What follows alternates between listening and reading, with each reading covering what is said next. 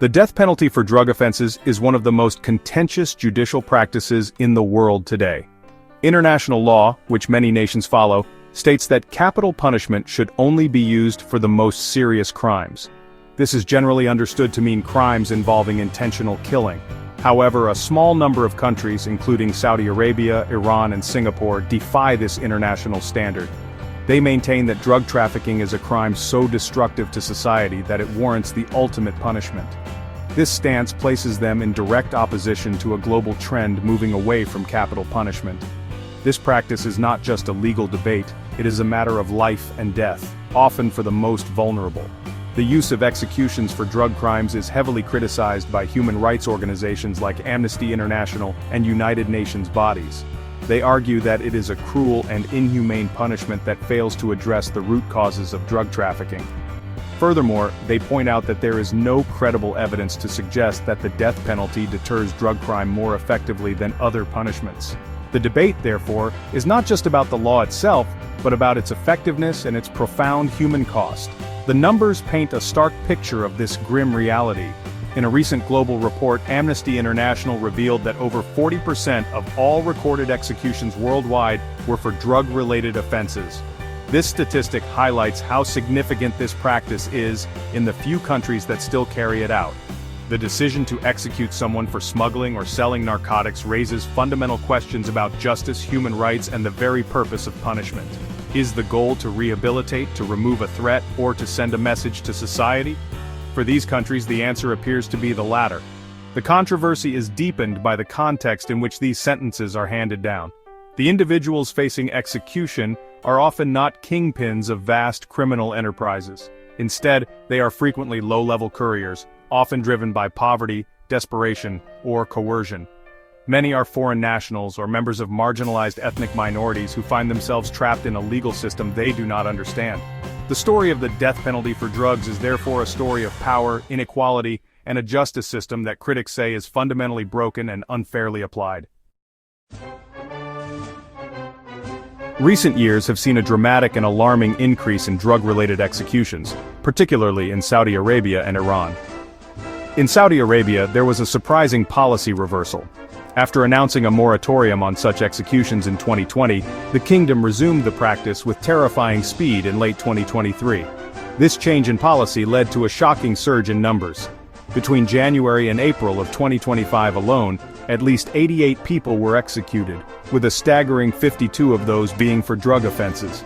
This is a stark contrast to the same period in 2024, when no one was executed for drug-related crimes. Iran has also seen a devastating spike in its use of the death penalty for narcotics charges. Human rights groups report that these executions are used as a tool of political repression. Following the Woman Life Freedom protests, the state began executing more people for drug offenses. This is seen as a way to instill fear in the general population without the political fallout of executing protesters directly. In 2024, at least 503 people were executed on drug charges in Iran. This figure represents a nearly 20-fold increase compared to the annual average between 2018 and 2020, when legal reforms had temporarily reduced the numbers. The scale of these executions is truly staggering and reveals a deliberate state policy. In 2024, Saudi Arabia carried out a total of 345 executions, and 122 of them were for drug charges.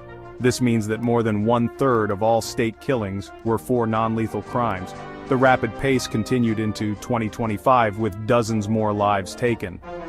These are not isolated incidents but part of a systematic campaign. The sheer volume of executions suggests an assembly line approach to capital punishment, where the primary goal is not justice, but sending a brutal message. The situation in Iran is equally grim, with the state using these executions to maintain control. The dramatic increase after 2021 shows a clear shift in government strategy. By executing hundreds of people for drug crimes, the Iranian authorities create a climate of fear that extends far beyond the issue of narcotics.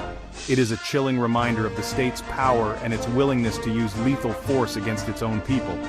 The vast majority of these executions, over 97% in 2024, are not even officially announced by the authorities, happening in the shadows away from public and international scrutiny. A deeply disturbing aspect of these executions is who is being killed. The death penalty for drug crimes disproportionately targets the most vulnerable and marginalized groups in society. In Saudi Arabia, foreign nationals are at exceptionally high risk. For example, in a 3-week period in April 2025, 17 of the 22 people executed for drug crimes were foreign nationals from other Arab, African, and Asian nations. These individuals often arrive in the kingdom seeking work, only to become entangled in drug trafficking, sometimes unknowingly or under duress. They are easy targets for a justice system that offers them little protection. The situation in Iran shows a similar pattern of discrimination, but with a focus on ethnic minorities. The Baluch minority, which makes up only a small fraction of Iran's population, is massively overrepresented on death row. In 2024, the Baluch people accounted for 17% of all drug-related executions, a number far out of proportion to their population size. This targeting is seen by rights groups as a way for the state to oppress minority communities that have long faced discrimination. Executing them for drug charges becomes a convenient way to eliminate perceived dissidents and sow fear within their communities. The trials that lead to these death sentences are systematically unfair. Reports from organizations like Amnesty International document a terrifying lack of due process. Confessions are frequently extracted under torture or other forms of ill treatment. Foreign nationals often do not have access to translators, meaning they cannot understand the charges against them or the court proceedings. They are pressured to sign documents in Arabic that they cannot read. As of March 2025, dozens of Somali and Egyptian men were on death row in Saudi Arabia, living under the constant threat of execution after such deeply flawed legal processes. Access to proper legal help is almost non-existent for these defendants. While some may be assigned a court-appointed lawyer, these lawyers are often uncooperative or do little to mount a real defense. Families are kept in the dark, often learning of their loved one's execution only after it has already happened through a press release. In Iran, drug cases are handled by revolutionary courts, which are notorious for brief, summary trials where the rights of the accused are almost completely ignored. This entire process is designed not to find truth, but to secure a conviction at any cost. The political motivations behind these executions are clear and cynical. For leaders in countries like Saudi Arabia and Iran, the death penalty is not just about crime control. It is a powerful tool for maintaining social and political order. By carrying out executions for drug offenses which affect poor and marginalized groups, these regimes can project an image of strength and control. They demonstrate that they are tough on crime while simultaneously instilling a deep-seated fear in the population. This fear serves to discourage any form of dissent, whether it is related to drugs or political opposition. International criticism of these practices has been loud and consistent, yet it has had limited effect. The United Nations and human rights organizations have repeatedly called on Saudi Arabia to establish an official moratorium on all executions. They point out that the practice violates international law and fails to meet basic standards of justice. The UN Office on Drugs and Crime, or UNODC, has even been criticized for funding anti-narcotics programs in Iran, which some argue legitimizes a regime that uses this funding to execute its own citizens. Despite this global pressure, the executions continue. Crucially, there is no compelling evidence that the death penalty works as a unique deterrent to drug crime. Studies have consistently failed to show that countries with capital punishment for drug offenses have lower rates of trafficking than those without it. The logic that the fear of death will stop criminals is simple, but it does not hold up to scrutiny.